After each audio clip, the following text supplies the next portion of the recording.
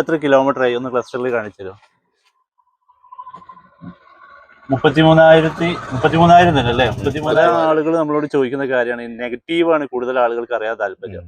അപ്പൊ നിങ്ങൾക്ക് ഈ വണ്ടി എടുത്തതിന് ശേഷം എന്തെങ്കിലും നെഗറ്റീവായിട്ട് തോന്നി എന്തെങ്കിലും വണ്ടി അടിക്കുക, ഡീസൽ വണ്ടി കറണ്ടിലേക്ക് വന്നതിന് ശേഷം നിങ്ങൾ ഒരു 2 മാസം കൂടുമ്പോൾ ശരിക്കും എത്ര രൂപ ഡീസൽ അടിക്കലുണ്ടായി? കറണ്ട് ബില്ലിന്റെ 2 മാസം കൂടുമ്പോൾ ഏറ്റവും മിനിമം 400 രൂപ. ഇനി നിങ്ങൾ കമ്പനി നമ്മളോട് ചോദിക്കുകയാണ് നിങ്ങൾക്ക് ഇതിൽ എന്തെങ്കിലും ഒരു മാറ്റങ്ങൾ വന്നാൽ നന്നായിരുന്നു എന്നൊക്കെ തോന്നുകയാണെങ്കിൽ നിങ്ങൾ എന്തായിരിക്കും കമ്പനിയോട് റിക്വസ്റ്റ് ചെയ്യുക? ചാനലിൽ ഒരു യൂസർ റിവ്യൂ പുതിയ വണ്ടിന്റെ റിവ്യൂ ചെയ്യുമ്പോൾ ഇപ്പൊ കുറഞ്ഞ കാക്കി നമ്മുടെ കയ്യിലുണ്ട്. കാക്കി ടീഷർട്ടാണ്.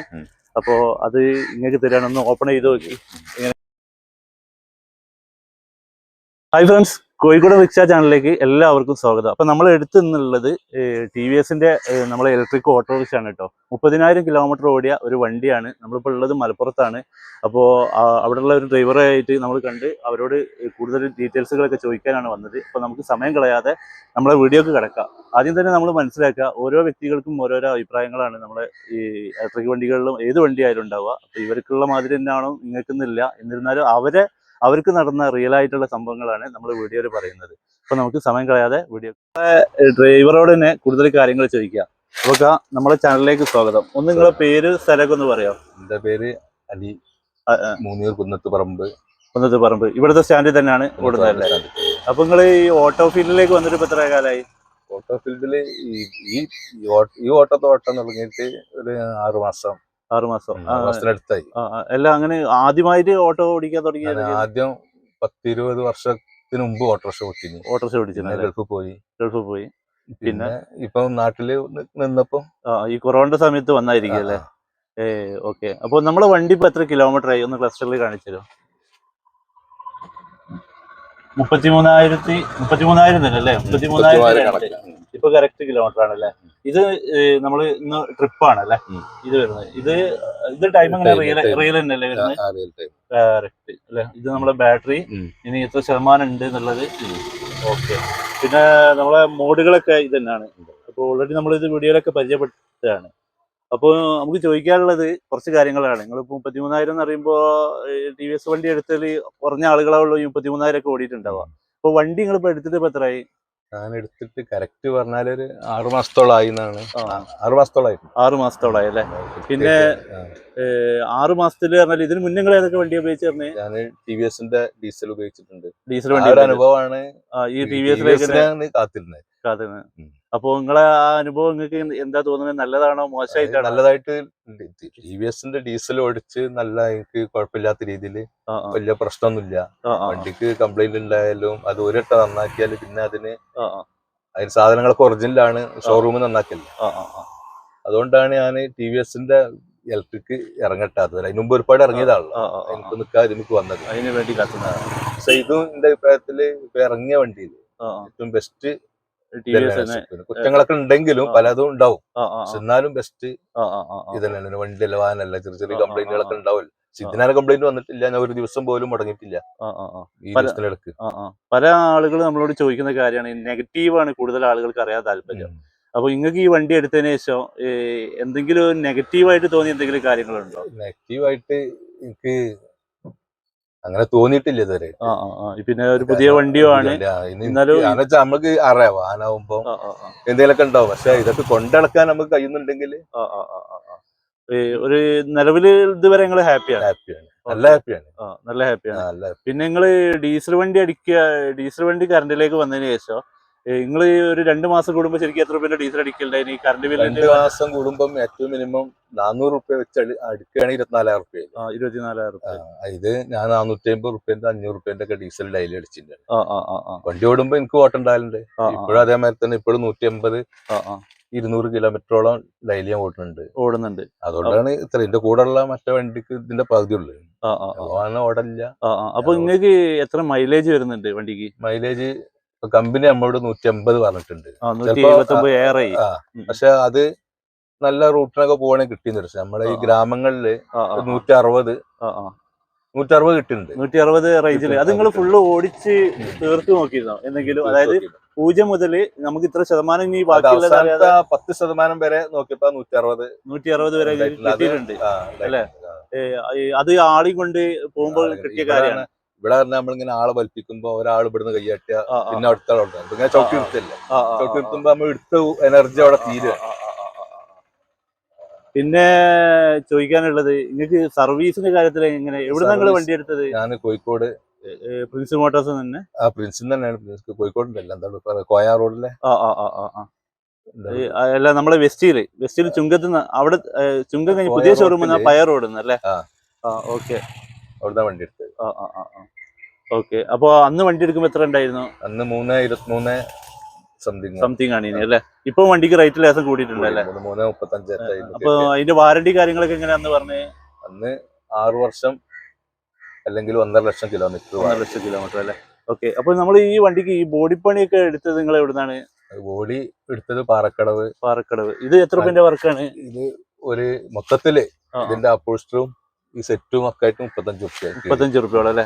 അപ്പൊ ഈ വെയിറ്റ് കൂടിയോണ്ട് നിങ്ങൾക്ക് ശരിക്കും മൈലേജിൽ അങ്ങനെ ബാധിച്ചില്ല എന്നാണ് നിങ്ങളെ സംസാരിക്കുന്നത്. ശരാശരി 160, 162, 158 ആ റേഞ്ചിൽ ഇങ്ങനെ കിട്ടുന്നുണ്ട് അല്ലേ? അത് പിന്നെ ഒന്ന് വേറെ ഒന്നുണ്ട്, ഇതിൽ നിങ്ങളെ ഡ്രൈവിംഗിന്റെ പ്രത്യേകത കൊണ്ട് കൂടിയാണ് നിങ്ങൾക്ക് ആ മൈലേജ് കിട്ടുന്നത്. എല്ലാവർക്കും കിട്ടണമെന്നില്ല. ഞാൻ പൊതുവേ നല്ല സ്പീഡിൽ പോണ ഒരാളാണ്. ഞാൻ എല്ലാ മൂഡും ഉപയോഗിക്കലുണ്ട്. അപ്പൊ ഇതുവരെ ഹാപ്പിയാണ്. അപ്പൊ എത്ര സർവീസ് കഴിഞ്ഞിപ്പോ? ഇപ്പം 30,000 സർവീസ് കഴിഞ്ഞപ്പോ ഒരു 3-4 സർവീസ് മൊത്തം കഴിഞ്ഞു. 1000 മുതൽ. ഈ ഓരോ സർവീസിന് എങ്ങനെ പേയ്മെന്റ് വരുന്നത്? പേയ്മെന്റ് ഗ്രീസിന്റെ പൈസ വാങ്ങിയിട്ടുണ്ട്. ചിലപ്പോ ഒരു 50 റുപ്യ, 60 റുപ്യ, അല്ലെ 120 റുപ്യ, അങ്ങനെ ആ റേഞ്ച്. ആ ചെറിയ റേറ്റുകൾ വരുന്നത്. പിന്നെ എന്തെങ്കിലും പോയിരുന്നോ വണ്ടിക്ക്? പോയില് ചാർജർ ഒരു പ്രാവശ്യം പോയിട്ടുണ്ട് അല്ലേ? അപ്പൊ അത് കുറെ ഡിലേ ആക്കിയോ കമ്പനി? അല്ലല്ല, അത് ഞാൻ ചെന്ന അപ്പൊ തന്നെ മാറ്റി. വേറൊരു വണ്ടിന്റെ എടുത്ത് വേറെ പുതിയ ബോക്സ് ഇതെടുത്ത് തന്ന്. നമ്മളിവിടെ മോണ്ടർക്ക് ഇങ്ങനെ ചെയ്യലുണ്ട് മലപ്പുറത്ത്. വേറെ വണ്ടിന്ന്, അതായത് കസ്റ്റമറെ നമ്മൾ ബുദ്ധിമുട്ടാക്കാതെ പെട്ടെന്ന് അവരെ ഫ്രീ ആക്കുക, എന്നിട്ട് കമ്പനിയിൽ നിന്ന് വരുമ്പോ ആ വണ്ടിയിലേക്ക് വെച്ചാൽ മതി. അപ്പോ അത് അവര് ഓക്കെ ആണല്ലേ? പിന്നെ നിലവില് ഇപ്പൊ മലപ്പുറത്ത് സർവീസ് തുടങ്ങിയിട്ടുണ്ടല്ലേ? തിരൂര്. ഇപ്പൊ സർവീസ് നിങ്ങൾ അവിടെ പോയിരുന്നോ? ഞാൻ അവിടെ പോയിട്ടില്ല. ഒന്ന് പോയി നോക്കണം എന്നുണ്ടാവും അല്ലേ? ഞാനിത് ഇവരെ കോഴിക്കോട് പോവല്ലേ, ആദ്യം എടുത്ത സ്ഥലം ആയതുകൊണ്ട് പിന്നെ അവിടെ എല്ലാവരും പരിചയമാണ്. പിന്നെ ഇതിന് എല്ലാരും അവിടെ ഉള്ള പിന്നെ ഇതിന്റെ ലേബർസിനൊക്കെ പരിചയമുണ്ട്. അപ്പൊ അതുകൊണ്ട് അങ്ങോട്ട് പോകണം. നിങ്ങളെ ഡീസൽ വണ്ടി നിങ്ങൾ എത്ര കാലം ഉപയോഗിച്ചത്? ഡീസൽ വണ്ടി ഞാന് ഒരു 4-5 വർഷം കൊണ്ടുവരുന്നല്ലേ? അപ്പൊ അതിന് എല്ലാരും പറയുന്ന ഒരു പരാതി ഉണ്ട്, ഇവിടെ മലപ്പുറം ജില്ലയിലാണ് ഏറ്റവും കൂടുതൽ ആ പരാതി ഞാൻ കേട്ടത്. ഈ സ്പെയർ പാർട്സിന്റെ ലഭ്യത കുറവ് അങ്ങനെ എന്തെങ്കിലും ഉണ്ടോ? അത് സ്പെയർ പാർട്സിന്റെ അത് എല്ലായിടത്തും അതിന്റെ ഷോറൂമിൽ കിട്ടുള്ളൂ അല്ലേ? അത് നല്ലതാണെന്നാണ് എന്റെ അഭിപ്രായം. അതുകൊണ്ട് അതിൽ വ്യാജനില്ല. ഷോറൂമിൽ നിങ്ങൾക്ക് ഫുള്ള് കിട്ടാറുണ്ടോ? നമ്മളെപ്പോഴും കമ്പനിന്റെ ആളുകളെ കാണുമ്പോൾ പറയുന്നതാണ് സ്പെയർ പാർട്സ് എല്ലാ ഏരിയയിലും നിങ്ങൾ എത്തിക്കുകയാണെങ്കിൽ കൂടുതൽ വണ്ടി ഇറങ്ങുമെന്ന്. കാരണം ഇവിടെ മലപ്പുറത്തൊക്കെ TVS ഡീസൽ വണ്ടി ഉപയോഗിക്കുന്നവർക്ക് നല്ല ഹാപ്പി. ഡീസൽ ഇപ്പോഴും 44 കിലോമീറ്റർ മൈലേജ് ആണ്. 44. അതുകൊണ്ടാണ് കൊടുക്കാത്തത്. ആ വണ്ടി നിങ്ങൾ കൊടുത്തിട്ടില്ല അല്ലെ? അപ്പൊ എന്തെങ്കിലും ഒരു എമർജൻസി കാര്യങ്ങൾ, അതായത് ചാർജ് ഇല്ലാത്ത സമയത്തൊക്കെ നാട്ടിലെ ഓട്ടത്തിന് വേണ്ടിട്ട് അല്ലെ? ഞാനിപ്പോ നിലവിൽ അങ്ങനെ തന്നെയാണ് ഒരു വണ്ടി ഉപയോഗിക്കുന്നത്. കാരണം അതിൽ ചാർജ് ഇല്ലാഞ്ഞാല് പെട്ടെന്ന് എടുത്തിട്ട്, അതിൽ പിന്നെ ഓൾറെഡി 80-90 മൈലേജ്. നിങ്ങൾക്കൊരു ടെൻഷൻ ഇല്ല ഓടാന്ന് വിചാരിക്കാം. പിന്നെ കുലുക്കം കാര്യങ്ങളൊക്കെ എന്താണ്? എല്ലാവരും നല്ല അഭിപ്രായമാണ്. ഇതിന്റെ പേരിൽ ഒരുപാട് ട്രിപ്പ് കിട്ടുന്നുണ്ട്. ഈ പ്രസവ ലോങ് തിരൂർക്ക് പോകാനും, തിരൂര് സൂര്യ ഹോസ്പിറ്റല്, അതേമാതിരി പിന്നെ താനൂര് ഹോസ്പിറ്റല്, കോട്ടക്കല്, പ്രസവ ഗർഭ കേസുകൾ കിട്ടുന്നുണ്ട്. ഇലക്ട്രിക് വണ്ടി അത് തെരഞ്ഞ ഈ നാട്ടുകാരല്ല, പുറമുള്ള ആലഞ്ചോട് അപ്പുറത്തുള്ള ആളുകളൊക്കെ നമ്പർ മേടിച്ച് ആ ടൈമാകുമ്പോൾ വിളിക്കുന്നുണ്ട്, വരുന്നുണ്ട് അല്ലെ? പിന്നെ നിങ്ങള് വണ്ടി എടുത്തതിന് ശേഷം ഇതിന്റെ ടയറുകള് മാറ്റിയില്ല? ഇപ്പോഴും ടയർ അതേമാതിരി. ആ ടയർ 32,000 കിലോമീറ്ററിലും ടയറ് 32,000 ടയറിലും 10-20,000 കിലോമീറ്റർ പോകുന്നതാണ് എനിക്ക് തോന്നുന്നത്. ഓക്കെ. ഏകദേശം ഫ്രണ്ടും ബാക്കൊക്കെ ഒരേ മാതിരി തന്നെയാണ് ഡീസൽ വരുന്നത് അല്ലേ? അല്ലാതെ നമ്മൾ ബാക്കിൽ മാത്രം പ്രത്യേകമായിട്ട്. പിന്നെ ഇവിടെ ഒരു സ്റ്റെപ്പ് വെച്ചിട്ടുണ്ട് അല്ലേ? ഇവിടെ സ്റ്റെപ്പ് എക്സ്ട്രാ വെച്ചാണ് ഹൈറ്റിന്റെ ഒരു ചെറിയൊരു ബുദ്ധിമുട്ട് അല്ലേ? ഒരു അനക്കം ഹൈറ്റ് ഉണ്ട് അല്ലേ? കാല് പ്രായമുള്ളവർക്ക്. അപ്പൊ അത് കമ്പനി അതിനുള്ള എന്തെങ്കിലും സൊല്യൂഷൻ കൂടി ചെയ്താൽ നന്നായിരിക്കും അല്ലേ? സ്റ്റെപ്പ് വെച്ച് ഇറക്കിയാൽ മതി. കാരണം ഈ ഡോറ് തുറക്കുമ്പോ സ്റ്റെപ്പ് വരുന്ന ഒരു കോലത്തിൽ ചെയ്താല് ബോഡിമേ തന്നെ നാപ്പൊക്കെയുള്ള പോലെ ചെയ്യണമെങ്കിൽ. ഒന്നാമത് വലിയ 12-ന്റെ ടയർ ആയതുകൊണ്ട് ആ ഹൈറ്റ് വണ്ടിക്ക് വന്നിട്ടുണ്ട്. ഓക്കെ. പിന്നെ നമ്മൾ നേരത്തെ ചോദിച്ചതിലേക്ക് വന്നില്ല, കറണ്ട് ബില്ല് ഇപ്പൊ എത്ര വരുന്നുണ്ട് നിങ്ങൾക്ക്? കറണ്ട് ബില്ല് ഇതിനൊരു 5,000 2 മാസത്തില് 2 മാസത്തിൽ വരുന്നുണ്ട്. അപ്പൊ വണ്ടിക്കായിട്ട് വരും. വണ്ടിക്കായിട്ട് അല്ലേ? വരും. ഓക്കെ. അത് 500 കാരണം യൂണിറ്റ് ഞാൻ കഴിയുന്നോണ്ടായിരിക്കും. 6,200 ബില്ല് അടക്കുന്നുണ്ട് വീട്ടില്. അതിലൊരു 1000 വീട്ടിലെ ബില്ലാണ്. വണ്ടിന്റെ ആണ്. അപ്പൊ എനിക്ക് തോന്നുന്നത് നിങ്ങള് ഈ 5000 അധികം ബില്ല് വരാന്ന് പറഞ്ഞാല് നിങ്ങൾ വേറൊരു സ്ഥലത്ത് നിന്ന് സെപ്പറേറ്റ് ആയിട്ട്, അതായത് ചെറിയ യൂണിറ്റ് ഉപയോഗിക്കുന്ന ഏതെങ്കിലും വീട്ടിൽ നിന്ന് ഉപയോഗിക്കുകയാണെങ്കിൽ നിങ്ങൾക്ക് ഒരു 4000-ന്റെ ഉള്ളില് ബില്ല് ഒതുങ്ങും. ഇത് 500 യൂണിറ്റ് കഴിയുമ്പോൾ 600 യൂണിറ്റ് കഴിയുമ്പോൾ ചാർജ് കൂടുന്നോണ്ടാണ് 0 മുതൽ. അപ്പോ സത്യത്തില് ഞാൻ ഓടുന്നുണ്ടല്ലോ. ഓടുന്നുണ്ട്. പിന്നെ നിലവിലിപ്പോ വേറെ ചോദിക്കാനുള്ളത്, നമുക്ക് ഈ മഴത്തൊക്കെ വണ്ടി ഓടിക്കുമ്പോ എങ്ങനെ ഉണ്ടായിരുന്നു? ഒരു മഴ കഴിഞ്ഞല്ലോ നിങ്ങൾ വണ്ടി എടുത്തതിന് ശേഷം? ബോഡി പണി എടുക്കാനാല് വണ്ടിന്റെ ഉള്ളിലേക്ക് വെള്ളം വരും. വെള്ളം ചാടും. ഈ വാട്ടർ ചാല് കാര്യങ്ങളൊക്കെ ഇല്ലെങ്കിലൊക്കെ. അല്ലാതെ ഈ വണ്ടി കൊണ്ടുവന്നതിനോ വണ്ടിയിൽ വെള്ളം ആവുന്ന അങ്ങനത്തെ ബുദ്ധിമുട്ടൊന്നും നിലവിൽ വന്നില്ലല്ലോ? പിന്നെ നമ്മളെ സർവീസ് ഇതിന്റെ ഉള്ളിൽ കൂടെ ചെറിയ വെള്ളമൊക്കെ വരും. അത് പിന്നെ എല്ലാ വണ്ടിക്കും വരലുണ്ട്. ഒരുവിധം വണ്ടികൾക്കൊക്കെ നമ്മള് അത് വരാതെക്കാൻ നോക്കിയാൽ ഇതിന്റെ ഉള്ളില് സെൻസറൊക്കെ ഇതിനുള്ളിലാന്നല്ല പറഞ്ഞത്. നല്ലതാവും അങ്ങനെ വരാതെക്കാനൊക്കെ.